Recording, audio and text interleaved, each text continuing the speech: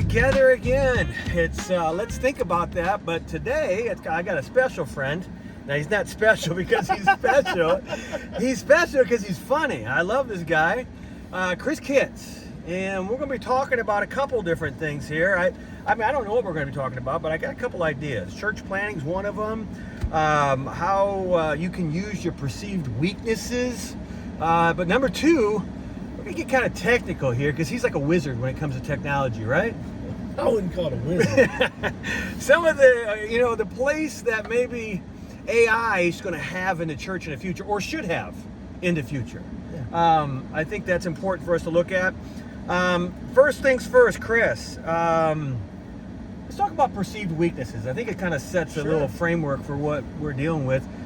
Normally when I interview somebody, I ask them, hey, what do you want to talk about? Yeah. And that was one thing that came to mind on yours. I would imagine you have like a weakness, one. Oh, yeah, that's it. Good looks, that's it. What would you say to the person that doesn't see themselves being able to ... blank? Maybe be a pastor, maybe start a business, maybe because of how they see themselves or something that they know, maybe as right as it is or as wrong as it is. Yeah. What would you say to that person to say, wait a minute, don't just disqualify this opportunity based on that? What would you say to them? I mean, I look at my life. Use that. I was born really premature, which affected my eyesight. Okay. And so I spent most of my childhood, like right now I'm wearing contacts and glasses at the same time. To keep my glasses from being so thick. It's fine. I mean, that's how it is. And I used to think of it as it was a mistake. Yeah. And I spent a lot of time. Or a handicap. And it was in the 70s, I didn't do well in school, so they just put me in a special ed class with people with Down syndrome and people in wheelchairs, people that were special needs. Because of your vision? Because of my vision. Yeah. Because I just couldn't keep up with everybody else. So immediately, I thought I was stupid, that I was defective, and I wasn't. I remember I think it was 7th grade, I got tired of really just crying over homework and made the decision, I'm just not going to try anymore. This isn't worth. And I lived up to that expectation. Junior high. Yeah, in junior high. Yeah. I made that decision in junior high and lived up to that expectation. So I became a class clown and just. So that's when you made the decision. That's the actions you did after the decision was just to get attention other than what your problems were. I didn't want to feel stupid. Yeah. And so, when you would read out loud in class, I'd count how many people it got to be, inform me, and then I'd mess that up. Oh, so as you're reading, you'd see, okay, if he reads this far, then the next guy I would try to get down and read because I didn't want to read out loud in front of people. Yeah, I've been there, dude. I know that one. Yeah. So I did that, and then took all vocational classes through high school. Like auto shop and things like that. Air conditioning, refrigeration, which I learned a lot. But not because you wanted to, but because you didn't think you could do anything else. I was avoiding what I thought I couldn't do. Yeah. And then at the same time, God, as I'm getting discipled and growing, I feel this call to ministry and think, no, I can't do that. Let's be honest, man. Did you see your pastor as being somebody that wasn't very smart? So you thought, man, I probably could do that? No. That was a joke. Yeah. That's not a good joke. Yeah, but my pastor was really educated. He was. Right. And if you just say, if you went back and talked to any of my teachers now, when I was a senior, I had a guidance counselor call me in and tell me I was too stupid to graduate. Yeah. That's crazy. She tried to sign me up for the military. Teachers do that. And I never met her before then. I was a number on a page. Yep. And she fed an insecurity that I had. She's like, based upon what's on this paper. Yeah, the chart. You don't have what it takes to finish. So if you want to drop out and go ahead and sign up for the military. Is that crazy, dude? Go ahead and do that. And thought she was helping me. Yeah. Either that or she was a genius at reverse psychology. Yeah, let's give it a bit of a doubt. Maybe that's what it was. Yeah. Yeah. But, But he could push you over the edge, so you could just go swim. So that really, it took me from 18, when I really thought at church camp that God was calling me into ministry, till age 28. Yeah. Before I finally gave in and said, Lord, if you can use me. You didn't go to college that time? I went to college the whole 10 years. Yeah. Because I only took like 2 or 3 classes at a time. So you put your foot in, but you thought, I can't really do this, but I'm going to act like I can. And well, then halfway through, didn't commit. About 5 years in, I got tested for learning disabilities. I was in this psychology class, and my professor said, "Hey, can I see you after class?" Said, oh, good. And I thought, oh, I've done something, And I was in my early 20s then, and he said, "Hey, I think you have learning disabilities. Once you come down to I have this graduate students that need to learn how to get You're the guinea pig." Right. And so I spent a week doing all these weird identifying pictures. Right, and I had to see like one of them was looking at a series of pictures and then what's different in each picture. Dude, I've done those tests. I couldn't do it. Or did you make the boxes that way? You try to make a box that aligns? I've done those tests, dude. Yeah. Yeah. And then I got the chart back, and things that were visual. Yeah. I was 1 or 2 clicks away from being special needs. Yes. Really. The things that were auditory I was 1 or 2 clicks away from like genius. That's crazy. Is what they said. Most graphs have ebb and flow, but mine shot off in 2 separate directions. That's wild. So that's. But you would have never known that. I'd never known that. That's based on what the feedback you were getting from society, and that you were focused on the one part of it. You're this, but really you're this plus this. Right. That's why I was drawn to classes that were lecture based. Yeah. Because I could sit and listen and soak it up. But if you asked me to do a math equation, I don't pee my pants. Yeah. So I struggled with that, thinking there's no way that God can use me to be in ministry, because for one, to stand up and talk in front of people, that's crazy. Just to formulate or frame a point or something like that. Yeah. That's not something that you're strong in. And then to study. Oh my word, I hated study. I still hate studying. Yeah. I have to dedicate a whole day to it and put it on my calendar. Let's do this, and let's okay. This is who Chris was, goods and bads. How did you then? What types of things did you have to do differently? I think that's just because of this such extremes. You're going to have to. It doesn't mean you can't do stuff, but you're going to have to do stuff differently. Whatever you choose to do, whether it's ministry or business or whatever, you're going to have to do it differently. What were the different types of things that you found? Listen, I can't study like this, but I can study like this. Well, I think a lot of it first was spiritual. I had to move from thinking that I was defective to realizing God doesn't make mistakes. Okay. Your identity. Yeah. Am I a broken thing? Right. Or am I something special? Right. I mean, not special, but special. I had to go, God knew what he was doing. So you had to determine your identity. I'm not being punished. Nope. That's not how God works. Mm-hmm. So I had a heart for people that were different, because I remember what it was like to be different. That's good, man. Yeah. So those kids that were sitting by themselves at lunch, or that were outcast, as a youth worker, man, I was drawn to them because I remember what that was like.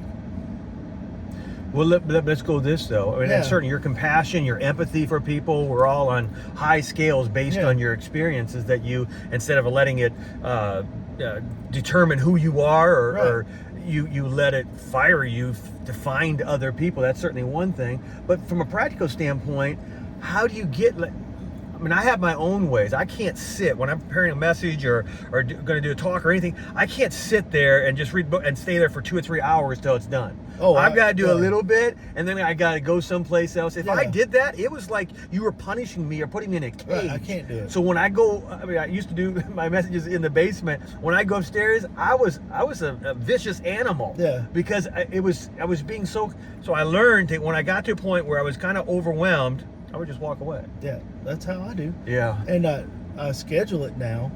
I try to stay ahead. Being prepared. Yeah. Being prepared that way. And I didn't learn that till mid-40s. Yeah. You know, I like this week's message that I'm speaking, I studied 3 weeks ago. So I'll refresh it. Yeah. You'll make it yours. I'll go over it again this Friday, you know, and make notes and tweak it. But this week on Monday when I was studying for 2 weeks. Yep. In advance. Yep. So it's not like you're not studying this week, but you're studying for the future ones. And there's times I've swapped and switched, but you know, and a lot of times I'll get a big idea just driving. Yeah.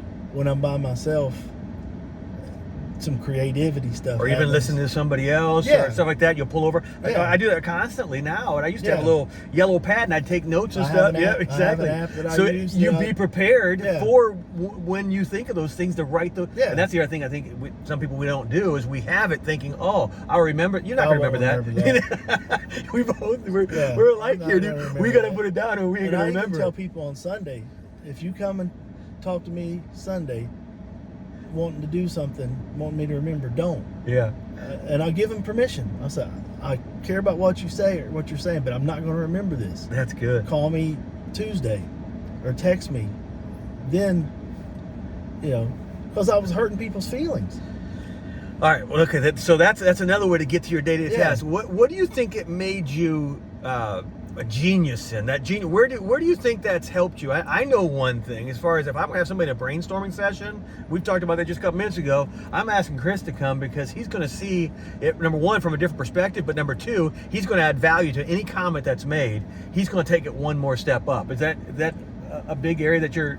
Well, I think that's a natural thing that God has gifted me with, a perspective of looking at things differently. Contrarian kind of attitude? Right. That not every problem necessarily is a problem. Mm-hmm. That even in church, you can capitalize and teach with problems. Problems aren't necessarily a bad thing. They're identifying something. Right. You know, so you don't have to run, you don't have to hide. You can talk and teach.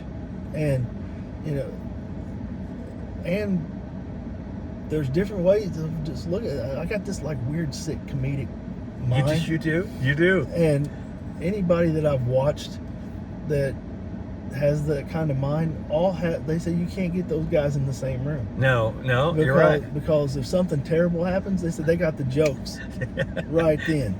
And it's just, you can't use them. Yeah. You know? And that's kind of how I can't watch the news because I'll make fun of it the entire time.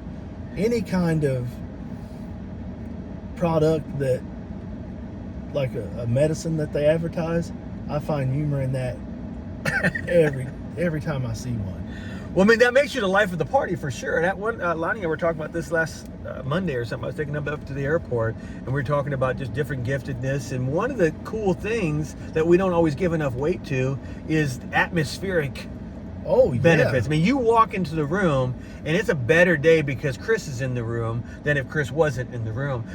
And again, it's not like your strength isn't like, oh, okay, I'm gonna go in here, I'm gonna get fired up, and I'm gonna make sure I say this at the right time. You don't have to do that. It's your giftedness. You walk in there, and you're gonna make those little, and you bring some lightness or some excitement, or you look at it from a different perspective, and it just makes the atmosphere better because Chris is there. Well, I don't attribute that to Chris. I mean, that's a natural thing God's done it. Part of that is I know what it feels like from my growing up feeling the way I felt. So then I know I'm a little bit more intentional on how I approach people. Okay. So you do feed into that. I do feed into because that. you know that is a gift. But then some of it is just natural. Some of it, I get tired of my own self. Yeah. I like, just shut up, man. You know, I get tired of hearing my own voice sometimes. But explain that to me. So you get tired of hearing your own voice talking to other people, or just like talking so much that it's not about me. It's overwhelming the conversation. Like, yeah, there's people there that people need to be heard. It doesn't need to be about the joke. Do you think that's because you have a good self-awareness because of, or do you think that's a negative that you see yourself, like people wouldn't want to hear me because they've told you that as a kid for so long? I don't know. I think part of it, you know, is being married to someone that is the exact opposite of me. She tells you to keep quiet. And knowing how she's made. Yeah. That if I'm around somebody else that doesn't know me that's like her, I can overwhelm someone like my wife. You know, so I guess that's a good thing to think about there, because if you are good at that, you think that everybody wants it all the time. Right. And that, I'm good at bringing some energy in here, but too much of a good, I tell people all the time, a little me goes a long ways. That's exactly right. Yeah. I'm concentrated. Yeah. Yeah. You got to water me down with some bums here. Just you ain't want me to keep talking. That's funny. That's good, man. And even I know that's your strength, but anybody's strength is if you got an intellectual person that just is huge detail, and it's like, man, I need him in here because he's really going to help me understand this, or he's going to explain. He can over-explain. And so I think, that's just something I hadn't thought about. That's really good. You need to be careful if you are that personality or you're strong in this area. Like, but you know as a pastor, I can have big ideas, but if I can't communicate and put legs to those ideas, then I'm taking people on this crazy journey that they can't keep up with. Yeah. You know, or they're gonna get to the end of it. What are we here for? Here's something new again. Right? You know, here's another new idea. Yeah. And okay, we'll get behind that idea. But so you got to be aware enough to. And how do you? Okay, so once you're aware of it, what do you do to protect yourself from doing that? Well, a lot of it is tools and technology. Okay, we're going to touch on that first. Yeah. Is one thing, do you surround yourself with people that aren't you? Because that's what I have to do. I try to. I have to find people maybe I don't even, and it used to be a big thing we used to always say in leadership, that you need to surround your team with people that you like, because you're going to be with them a lot of times. I understand the principle, but I also understand if everyone's like me, we ain't getting a lot of stuff. We're going to try this and do. Yeah, we're not going to get So you need to actually surround yourself with people maybe that you don't like. Yeah. Some, because they're just different than you, and you're not going to naturally be as connected with that person because you know you're so strong in this area. You're going to have to bring out some other people around you, maybe some more intellectual people, maybe some more people that aren't, even could be a Debbie Downer from some sense, that really kind of, tone down some of your intensity. I learned that when I was still on staff here, when Pastor Steve Behrens he took over the youth, and then I moved into some more, I don't know, I had all kinds of titles, but we shared an office. Yes. And to know Steve Behrens, he is a genius. He is smart. Like he's an engineer genius. He's a chemical engineer by trade. Yeah. And which is the exact opposite. Which is the exact opposite. Yeah. He doesn't waste words. He thinks about everything that he says. But he's fun. We got along like peas and carrots. Yes. And peas and carrots. He tried to get Lonnie to hire a stenographer to follow us around. Because I would come up with some crazy idea and he'd figure out how to make it work. Yeah. That's so funny. We had so many inventions and stuff. And he's like, we need to pass. But funny. It was that's a comical way of saying that relationship. But the youth department here now is just booming. Yeah. And when I got it was 3 people. Steve and I worked together. It increased because the differences came together for something beautiful. Right. And it just grew, and the next person took it. Absolutely. And it's on a lot of shoulders, but that's where I first learned I need someone like that in my life. That's good. Now we touched on, let's go back to what you were saying there. How do we see technology? There's a whole lot of AI type conversations that are out there. To me, AI is a little bit of Google on steroids. You know what I'm saying? It's and I think there's some, as I talk to some pastors, that, you know, we talk about how AI making messages for people, or AI doing, you know, and they look at that, and again, I don't use it, so yeah. I'm interested in finding it.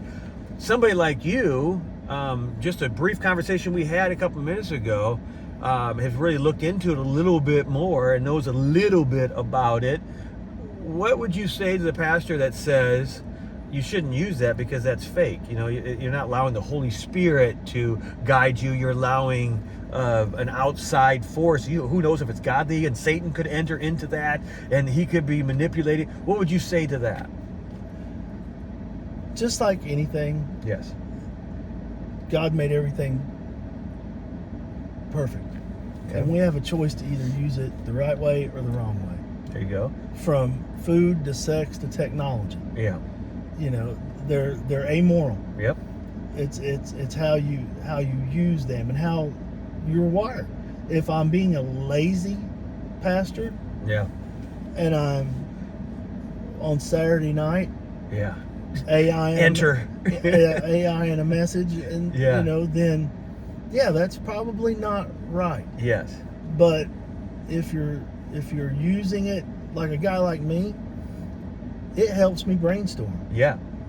Or it helps focus in your crazy into a framework that you can then go with. Like with the ChatGPT, I wanted to study through Exodus with the church, and looking at the themes of how really the entire Old Testament, God does good. Man follows God. Man gets away from God, screws up. Mm-hmm. Man repents, God is faithful. Punishes them faithful. Yeah, right? Yeah. And then they follow him for a while, and then they get away from that experience. Read the book of Kings, and there's a good king, a bad king. Right. Good generation after generation just keep revolving around. Yeah. And so I was studying it, and I went to ChatGPT and said, "This is what I'm studying. Give me a sermon description of what I'm trying to say." Yeah. And it to where I could put it on. They gave you basically points. Yeah, like hooks to where. Yeah. How does this apply to what people are? Examples? Yeah. They give you examples with the hooks? Yeah. That's crazy. Yeah, like how, because then it went out. I don't know exactly how it works, but it was like, these are the top things searched. Can you bend it? Like, I want to have like a Spurgeon approach to it, or I want to have a Andy Stanley approach to it, or can you put that in there and they can adjust? It learns as you go. That's crazy. It learns as you go. So what would you say okay, again, and we touch on it a little bit, when people say that's cheating, dude. It's not you, it's these other people. I use a calculator to do my taxes. There you go. And again, like you said, you got to set it up the right way. It could end up becoming something that it shouldn't be. Right. But at face value, I mean, how many times have I Googled, you know, a King James Bible verse that I know? So it pulls up chapter and verse, and I can then go there and find. Is that? I remember years ago, I would remember it and be preaching out of New King James, and I couldn't find it, and I would look for. You kind of knew on the page where it was. I would look at a topical Bible and pull up different subject matter, and now you can just in seconds do the same thing. I remember literally traveling, and I would bring like commentaries and books in a bag just because I would have to study and trying to prepare a message, and I needed all those tools. And now I have my phone, and literally I can look things up in seconds and help me through the whole process. I don't think that's evil. No, I don't. I've been saying it here. Why did a professor say this? That times change, technology changes, but the nature of man stays the same. Yeah. And so if we don't keep up with technology, then we're not keeping up with the world around us. We're not loving people right. Yeah. Not that it couldn't go bad. Not that it couldn't go bad, and it can. Yeah. You can use it for the wrong, but just like anything else. It's not like guns don't kill people. Right. People use the guns to kill people, and that's our argument. But at the same time, technology isn't gonna. Well, how many times? Maybe technology might. How many times have we had a potluck and said, God bless this food to our body, and it ain't nothing but fried fat food and cake. Good point. We rationalize what we want to rationalize. God's word's truth. So as long as we keep that as the filter, technology's not a bad thing. Yeah. All right. So that's you gave one example, using it for maybe formulating a message. What are some other things that you've used? Maybe not just ChatGPT, but other forms of AI to help improve you doing ministry. Well, the last few weeks, I've been, Google's a search engine, Yahoo's a search engine, and you can pay to have your website sponsored to be at the top, but the more people that actually search your particular, it drives it to the top. There you go. So in the last few weeks, I've learned how to use AI to do searches for our church during the week, to where now when someone comes to Glenrose and says churches in Glenrose, for free, it's driven our church to the top. Whoa, hang on. So you have artificial hits on your website, and you can do it enough to raise you up there? Which is not going to be that hard in Glenrose, because Glenrose is such a smaller town. But you can... Yeah, and nobody else is going to be doing it. Nobody's going to be doing it. So there's literally like a website out there that you can link into that will, hey, you set it up automatically. It sets up a search every so many often for Rivers Church. And Google hasn't found something to disqualify those searches yet? They don't care.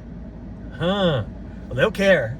Because they like to be in charge of who goes up there. Well, the sponsored ads are always going to be at the top. Because it'll say sponsored. That's good. I didn't know that. But then once you get past the top, that'd be good for small business or anything that way to know that's available. Right.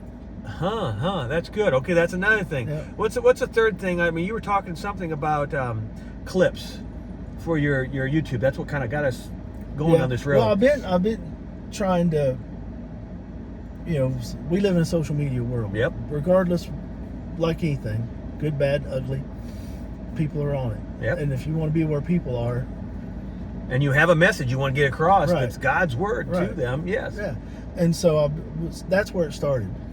And I was going through, watching sermons, trying to get chunks of clips out, and then I just saw it was on TikTok.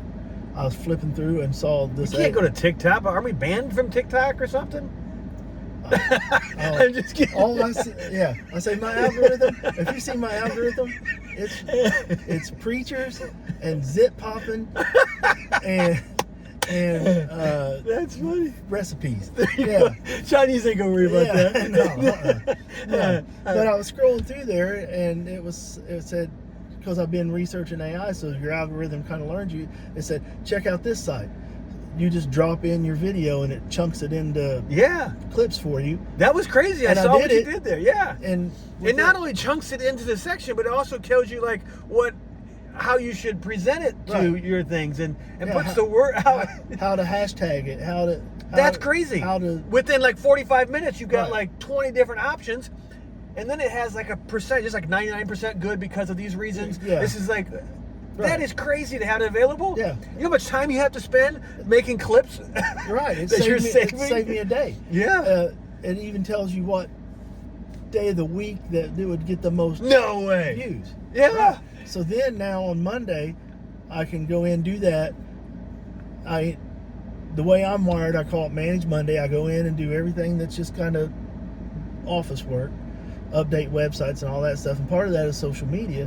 So I have the Facebook and the Instagram connected, so I go through it, open up the platform, and it gives me a calendar, and I schedule when to post what, and I'm done. I don't have to do it every day.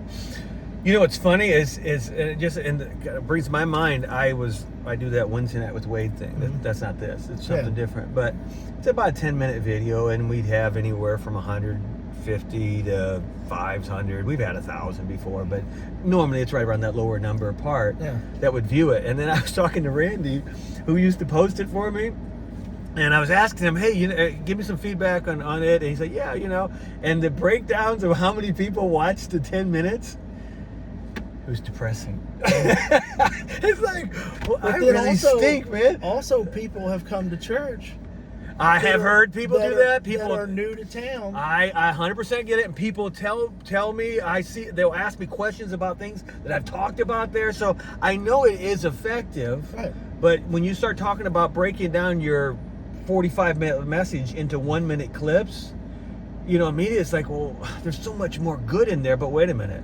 If you're really going to want somebody, it'd be cool just to give them what they really are looking for. The nugget. Maybe they don't have 45 minutes to watch a stupid clip, but they got a minute. So you're not going to do something based on the fact that they should be doing something more? Yeah. That's ridiculous. Yeah. And so I like that, the idea. And again, but going back to that, I almost quit doing Wednesday with Wade because of the statistics that people weren't listening for, because I thought, well, they don't like it.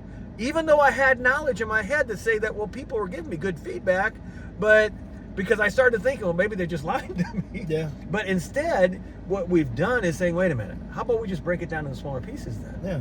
And that's a way of looking at technology, is saying, this is the problem. They're not listening to the whole thing. And saying, oh, here's a solution, though. We could get more value out of the whole thing if we broke it down into smaller pieces that people that are looking to can understand. You can't spiritually live off of social media. No. That's an on-ramp. Yeah. That a hook. That is the widest part of the funnel to move people into a relationship with Jesus.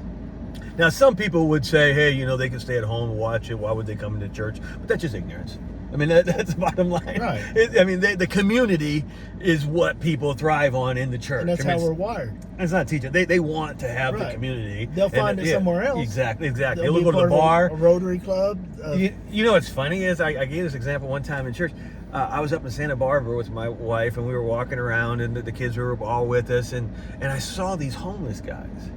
Okay, now, to me, a homeless person is somebody that kind of disconnects from society because they want to be by themselves and just live off the grid and just do their own thing and mental illness or whatever, but they just have that desire. They were all teamed up together. Some were skateboarders over here, and the guys had their carts here. They had a little village, and I thought, isn't that funny?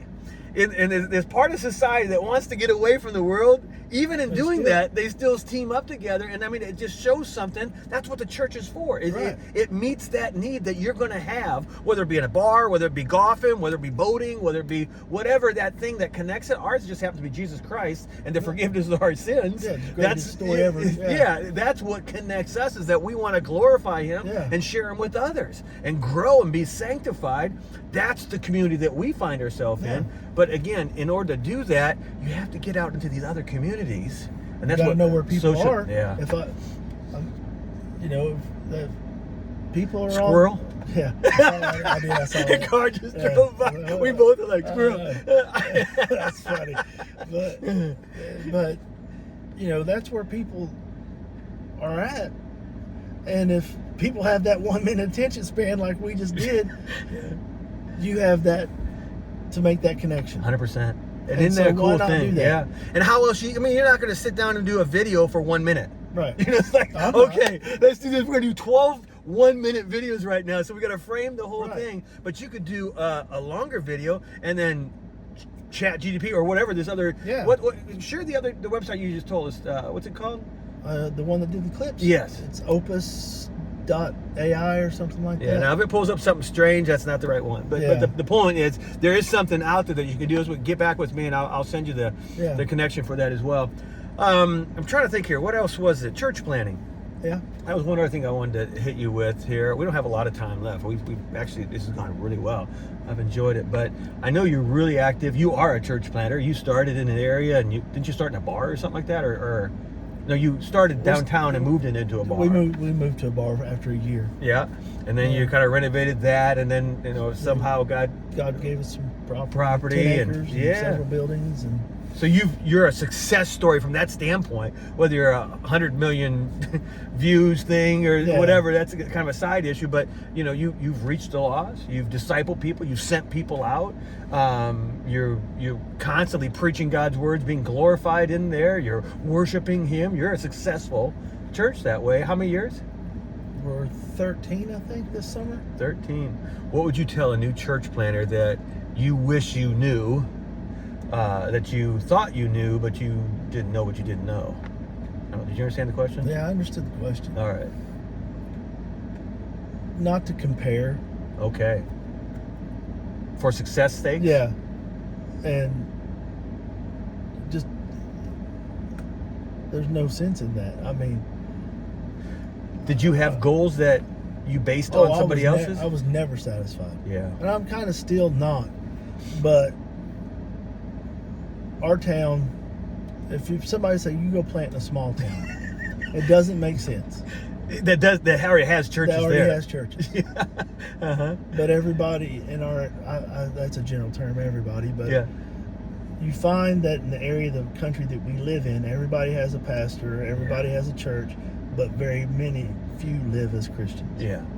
Are being challenged and growing and being sanctified. They're name only. Yeah. You know, they have someone that'll marry him, have someone that'll bury him. Mm-hmm. But it's because they've just had these generations. So that was your burden for going in there and doing another church in a community like that. Yeah. Mm-hmm. I think so. However, you didn't pick the biggest city in town. I mean, in the state of Texas. And so we're not, if we ran everybody in town, we would have 3,000 people. But you wouldn't even be a mega church at that point. Everybody in the whole city came to your building. Church. Yeah. We wouldn't, I mean, it's still, so what is success down the street doesn't mean that's our success. It's what God, it's being obedient and being faithful to where you're at that time. That's good. Because you just never know. But yet you challenge yourself to be creative. I do challenge and to myself. do other things. Yeah. So being content with what what God gives you and where you're at, while trying to do more for Him. God always gives the leader vision. Yeah. I know where we want to go, but I'm not so tunnel vision that I can't get sidetracked for the Holy Spirit. That's true. You know, what grew our church, one of the biggest lessons I've learned through church planning is we didn't have 2 dimes to rub together. We had a lady that was coming to our church that had cancer for the 2nd time and couldn't get into her house. So we didn't have the money, but we figured out how to do it. We went over there and built a ramp onto her house, and it turned out to be a porch and a whole bunch of stuff that I just kept in my brain.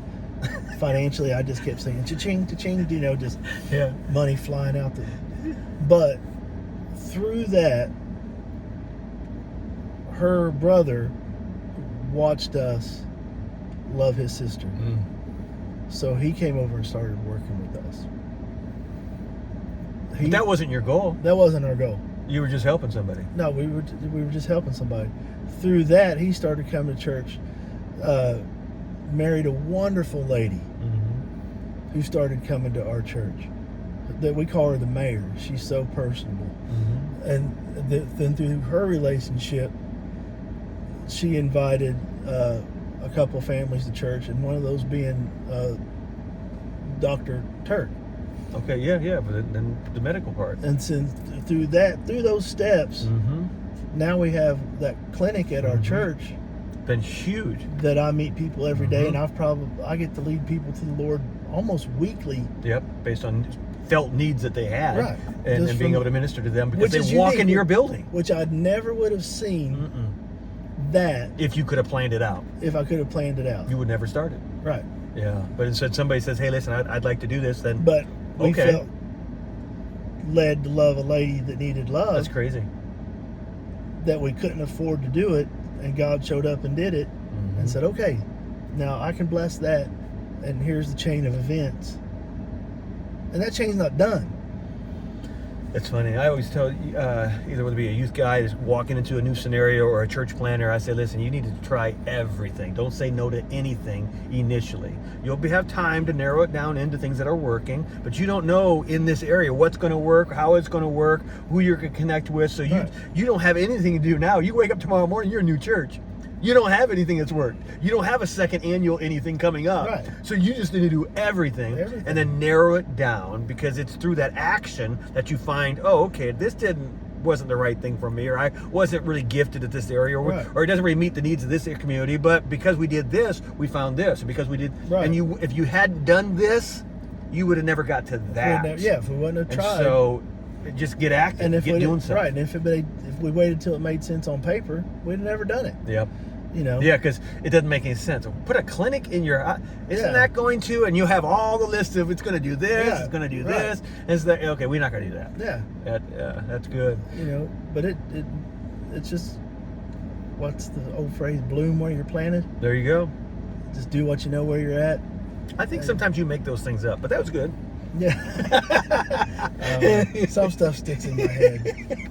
Listen, man, I appreciate you, Chris. No problem, I appreciate man. our friendship over the years. Too, man. And thank you. And guys, just remember, it's not where you start that makes all the difference in the world. It's what you do with where you start. And I think that's what, to me, the big key to this whole thing is a kid that a lot of the world had kind of made into something that was broken. And you guys used